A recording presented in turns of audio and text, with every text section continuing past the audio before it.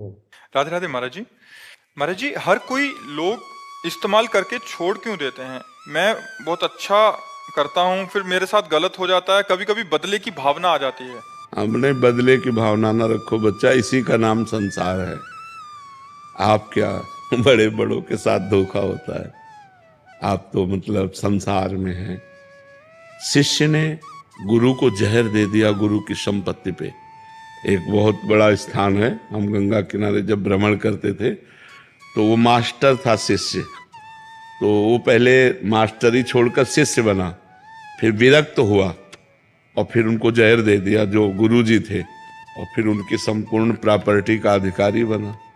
तो संसार तो बड़ा विचित्र है ना। इस संसार का खेल तो अगर आप किसी को उन्नति में ले जाएंगे, वो ये नहीं देखेगा कि इसके कांधे पे चढ़ के हम यहाँ आए हैं, वो तुम्हें लात मार के गिरा देगा। ये संसार का मतलब स्वरूप है ऐसा। आपका ही विषय नहीं, कोई करके देख लो। आप किसी का उपकार करो, वो अवसर आने पर आपके साथ प्रतिकूल व्यवहार जरूर कर सकता है, अनुकूल व्यवहार नहीं करेगा। ये संसार का स्वरूप है।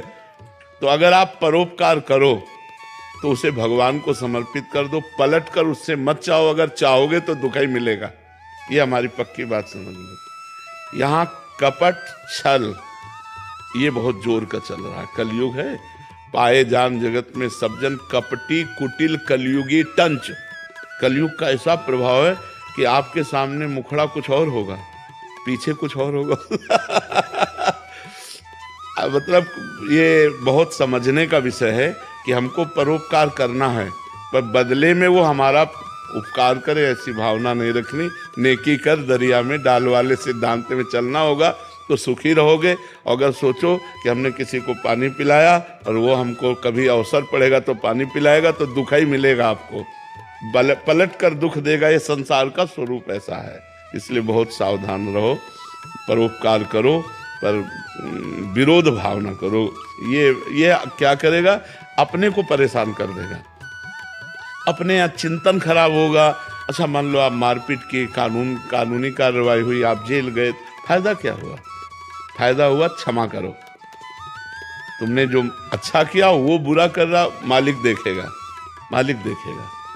देखो, भगवान जब हिसाब किताब करता है ना, तो उसमें इतनी भी कमी नहीं रखता। थोड़ा बड़ा सिस्टम है, सिस्टम बहुत बड़ा है ना, अनंत ब्रह्मांड है, अनंत ब्रह्मांड है।